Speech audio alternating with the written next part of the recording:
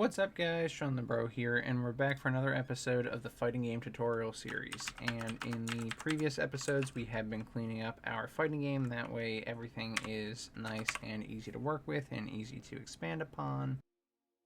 Everything's organized so we can get into harder topics. And we've really been hitting the character class hard, and we're going to continue doing so in today's episode. So we've covered some things like improving the way we use our attacks, improving some of our movement, making things more configurable by setting variables instead of hard-coded values. I also want to cover things like updating our move right to clean it up a little bit. It's got a lot of logic in there right now, a bit too much, and we can condense that and separate it. That way we can make it easier to read and also, again, more configurable. We are also going to be converting some blueprint functions to code as well, which A, makes them more efficient, B, condenses where the logic is, and C, I think it makes it cleaner as well. So we get a lot of benefits there. We really are getting close to finishing up the cleaning of our character, which is by far our biggest class, and I am looking forward to that. But before we hop into this episode, if you want to get caught up in this series and check out how we've done everything from our hitboxes, our round timer, our game modes, and a whole lot more, I'll link you to the entire fighting game tutorial series playlist right here in the top right corner so you can see how we've done all of that. Alternatively, if you don't care about that and you only care about having a clean character blueprint and creating a character class for a fighting game, you don't have to watch the entire series to do this, although of course it is very helpful. I do recommend that you watch some of our other cleaning episodes because they're very similar. They touch on a lot of the same topics, and while it is useful to have those changes, I think it's even more important to know why I made those changes and the other changes I've made in the series so that you can get a feel for what I think is the proper method for a lot of these systems and why the initial implementation that we did is being swapped over to this cleaner implementation. So with all that said, we can go ahead and get started. Now this is a code and blueprint tutorial series. As I mentioned, we're going to be going over cleaning up some of the code and also converting logic from blueprints to code. So we are going to be using both today, and I would like to start by converting our blueprint function to code. So specifically, it's a function in our base character BP, so we can go to blueprints, character BP, base character BP. Now in here, we have this event called perform input logic, and I want to convert this to code. However, I'm not going to do this part yet because there is a function in here that relies on the blueprint. So we need to convert this function to code, determine charge frames, before we can convert this event to code.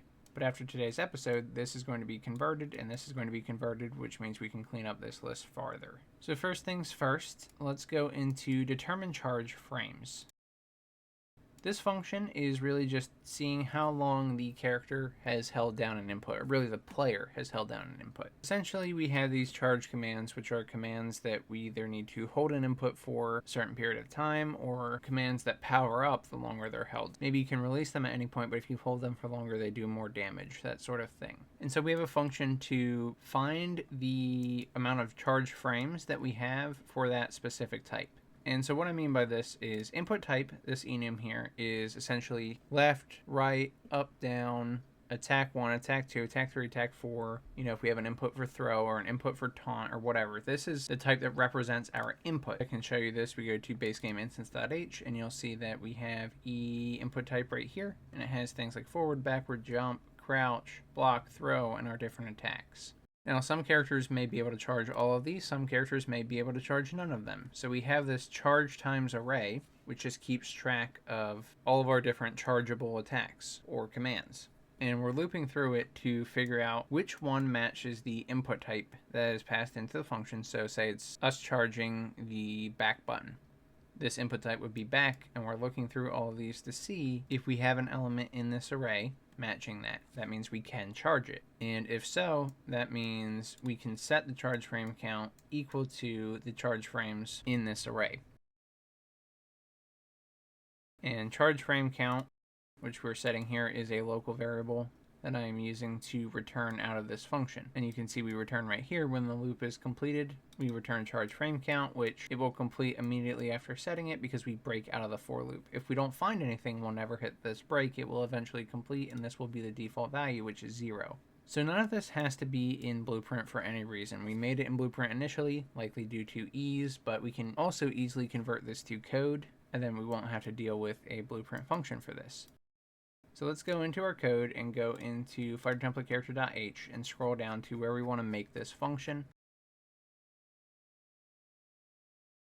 And I'll make it in the protected section here. I'll make it under perform input logic, since this is the other one we're going to be converting to code. We're not going to make it a blueprint implementable event anymore after today. So I'll do it right under here.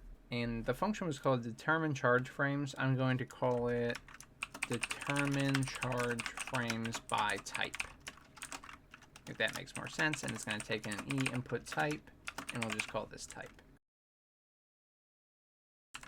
Now, for our comment, determine the number of frames a type of input has been charged. Held. Actually, let's just change it to charge/held. There we go. And we don't need to make this a U function, a blueprint callable, if we don't want to. A lot of the functions in this series I do just make blueprint callable, because typically I go through at the end of my projects and clear these out if we ended up not using them. It's a little bit of extra work at the end, but it gives me full freedom when working on the game, so it's up to you. But again, we don't actually need to do it here. So I'll put it for now, U function blueprint callable. So we can call it from the blueprint if we want to. And for the return type, we could use an integer, but the frame count I set to be an int64, which is just a bigger version of an integer. When you use a regular integer, that's 4 bytes, which is 32 bits, but it can store a shorter range of numbers. I made these frame counts integer 64s because we were using our G frame counter for a lot of the math, which does store pretty large numbers. So an integer 64 is 64 bits or 8 bytes. So while it's not needed here, it does match the frame count type. Now if we go back to the code, we can type int64, and that will be our return type. Now we need to actually write this function's logic, or the function body. So we can go below our add to input buffer function and add this. So if we go back to the CPP, we're going to scroll down here to it. Here we go. I'm going to go below this function, int64 a fighter template character, determine charge frames by type. And the type is going to be e input type underscore type. Okay, and now we just have to mirror the logic that was in the blueprint. So essentially we take the type that's coming in and we loop through our charge times array to see if any elements in it match this type. So we can do this simply by doing for integer I equals 0, I is less than charge times dot num is the number of elements in the array, plus plus I. So add 1 to it every time we're looping through this. And here we want to check if charge times sub I, accessing the element at this index, dot input type equal type. So if the type of the charge time that we're on is equal to the type passed into the function, then we can go ahead and break out of this for loop and we would return our value. But we need to make the local variable for this, so that was charged frame count, and it is an int64, so we can go up above our for loop, make int64 charged frame count, and we can set it equal to 0 by default. And then we can return charged frame count at the end of the function, regardless of what happens here. So again, if we don't get into this if statement ever, we're going to return the default, which is 0. But if we do get into here, then we're going to set charged frame count equal to charge times sub I dot charge frames. This function has been successfully converted. At this point, we don't need anything in here. If you wanted to swap it out, then we would have to close this and relaunch. That way we could get this function. I did make it blueprint callable, so we could just replace it in the character BP and make sure everything still works. So let's do that just to make sure we didn't break anything. Go ahead and play here. So now the editor is back open and we can go into base character BP and go to where we were calling that function, which is right here in event perform input logic. And now we can call instead determine charge frames by type. We can pass in the type that was passed into perform input logic. And then we can use the return value here, replacing the one that was in the old determine charge frames, and then remove this function. And this was being done on press. So on press, we go into this new function, and then it goes to add input to input buffer. And you can clear up any reroute nodes here. Let's make sure we do the same thing for this one as well. So I can go ahead and copy this and paste it right here. On release, we go into this one. We want to use the type that's coming from the event. The return value is going to go into this bottom section here.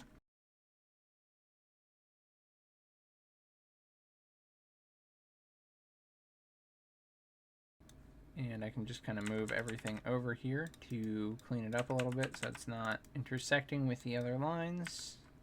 And there we go, something like that will do the trick. We're going to convert it to code anyway, but you should hopefully be able to see what's going on here. And so we just changed it to this type. Now you'll know if it's working because we do have some charge attacks or charge commands that we can use, and one of them is my lightning ball.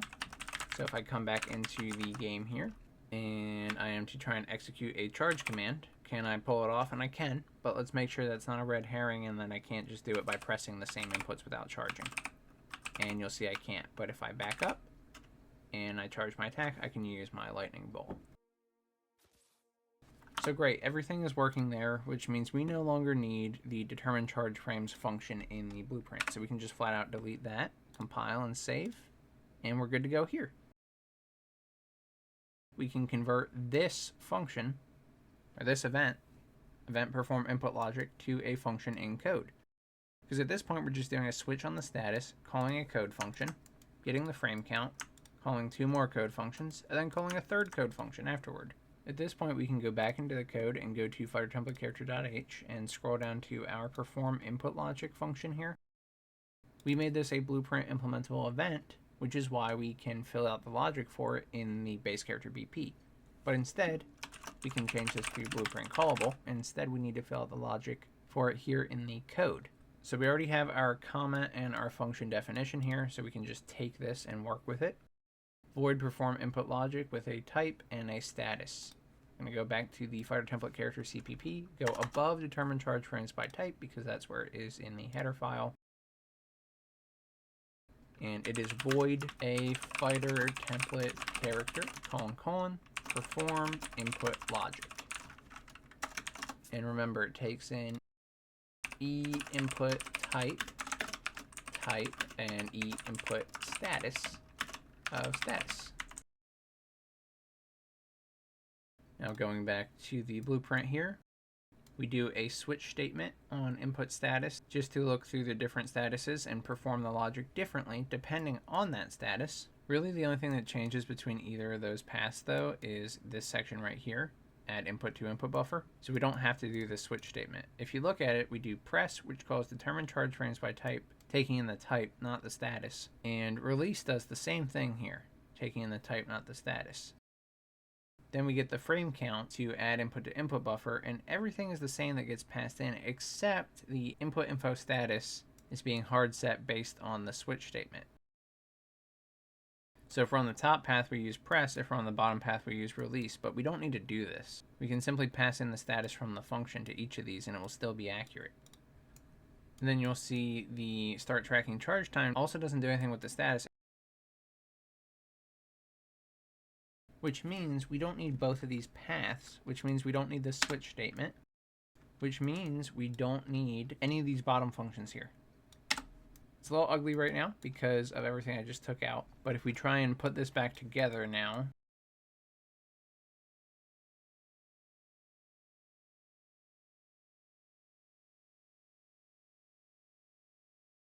so this is what I was mentioning earlier. The one thing we do need to do that is different between a press and release here is this starts tracking charge time, and if we release it, we need to reset the charge time as well.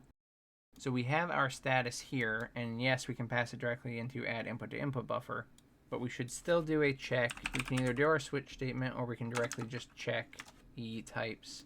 And at this point now, we can split it up so we don't have so much duplicate logic. But on press, we're going to start tracking charge time. On release, we are going to reset charge time. And split the struct pin here. The type to reset is going to be the same as we started tracking it. And then we leave the other two values as default. Make sure to plug that in for release. You can clean this up if you want to. I like to do it just to show you in case you want to keep it in blueprints or anything. But it's up to you. We're converting it to code as you saw. Just want to make sure we're on the same page. But after this, you can test it and it will work. So when I come into the game here, I won't be able to use my charge command. And you can see I can't. And then if I try and charge it, I can.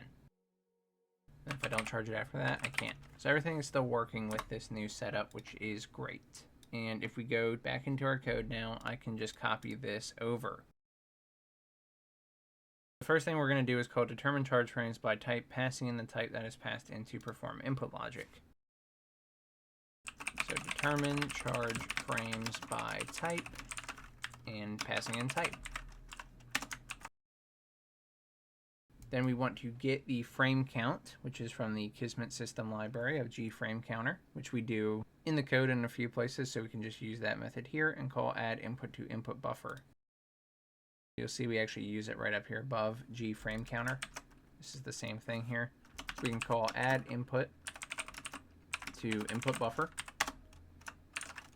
And the parameters for this are really just an f input info structure. So the reason you're seeing them put up here is because, of course, when you have any structure in a parameter in Blueprint, you can right-click on it and split the struct pen, which is how I got these ones here. In our case, we don't need to do that. We can make an f input info in place just by typing f input info with parentheses, and then we can assign all the data to it.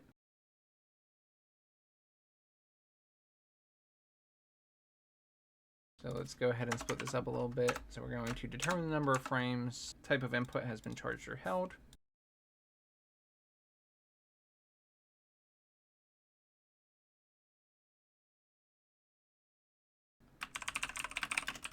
With the appropriate data. And in here, we're going to use our type as the type that comes in from the function. So type, easy, status. Status. Next one is the input info frame, which is our gFrameCounter, and then the input info charge frames, which is the return value of determined charge frames by type. So this will be gFrameCounter. And the last one is really the result of this. So we can simply store the value, or we could actually call it in place. Either would work. But I'll just store one for clarity here. So int64 charge frames equals determine charge frames by type. And we can just pass this charge frames in here and construct that in place. Now for this last section here, we have our switch statement. We need to do this other logic that I mentioned to you with the input status and the switch statement, or just a branch. In the code, I think I do prefer just directly checking for the type. So if the status is equal to e input status : press, then we're going to call start tracking charge time. Need to pass in parameters for that, but else if the status is equal e input status : e underscore release. We do have two other statuses. We have the none and the held, which we don't want to account for here. I think this is nice and easy to read. If it's released, we want to do reset charge time. And both of these take in what's called an f charge input. And we can also construct these in place. So f charge input. And if we look at the blueprint for the start tracking charge time, we were passing in the type passed into the function, and then 0 frames to track, and we weren't holding the input. And this is the same for both start tracking and reset tracking charge time. So we can pass in the type, and then we can pass in 0 and false. Same for this one, type and 0 and false.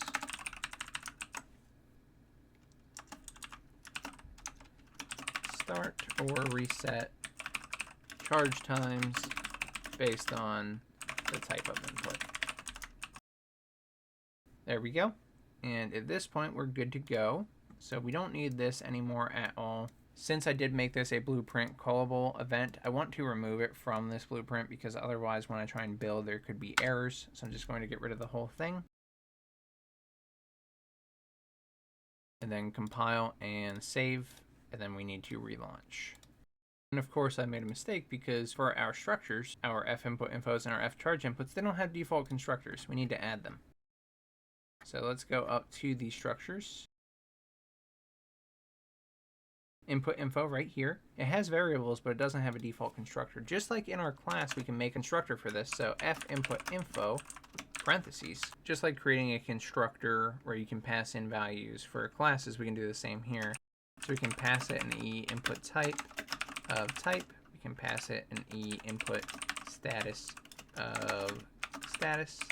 We can pass it an integer 64 for frame.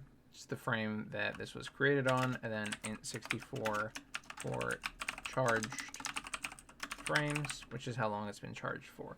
And that defaults to 0. If you want to add that, you can as well. Then we could go colon, input type, and it's going to be set equal to type, just like we do our initializer list in this class. Input status, and it's going to be equal to status, comma frame, and it's going to be equal to frame, comma charged frames, and it's going to be equal to charged frames. And don't forget your curly braces. You need that just like any other constructor. They can be completely empty like that. Now this is perfectly fine, but we do need a default constructor as well. If we're going to start defining constructors, we need an F input info with just a regular constructor like that, just so that we have the constructor, then we have the overloaded constructor. And just like the overloaded constructor, you can just simply put two curly braces like this to say we're giving it a default implementation of nothing. So all these are going to be default values. Additionally, you could actually fill out the behavior in here if you want to. Say input type equals the input type of none. And you could manually put in all these values. That's something we haven't really done in the series, but it is an option if you want to. You could also define them here as defaults. You have a lot of different options here.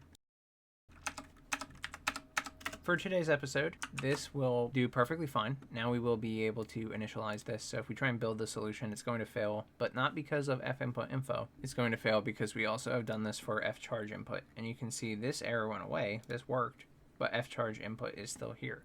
If we go to F charge input, which is right here, we can do the same thing. So we can make a default constructor for F charge input, just like that. Then we can go down here and make an overloaded constructor for F charge input.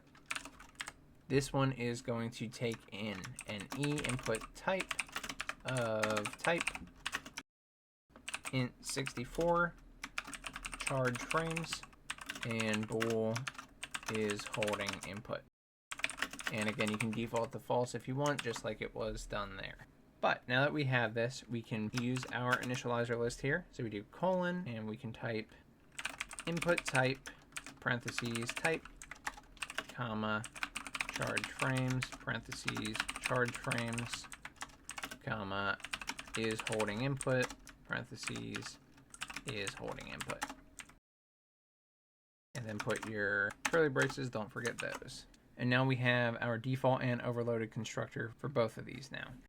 Now if we try building again, this should work. And it does, it succeeded.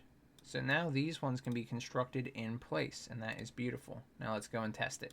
The editor is back open. Now we can come into our game, and here we go. So make sure your attacks work properly, and they seem to. My regular non-charged version of this attack is working. Now if I try and charge it, it also works. Absolutely beautiful. That's exactly what we want to see. So it appears that things are working. So that's how you can clean up your character class even further. A lot of good improvements on this one. We had proper memory management, converted things to code, removed duplicate logic, and a whole lot more. If you enjoyed this episode and you're interested in seeing more, then please subscribe and consider joining the Patreon, YouTube membership, and Discord subscriptions to help benefit the channel. There's new episodes every Friday and Sunday, and you get benefits for supporting the channel, so thank you all so much to everyone who has. You guys are amazing. If you ran into any problems following this tutorial or any of my tutorials, feel free to join the Discord community. There is a link in the description, and I would be happy to help you out. Thank you so much for watching. I'm Shawnthebro, and I'll see you in the next one. Goodbye, guys.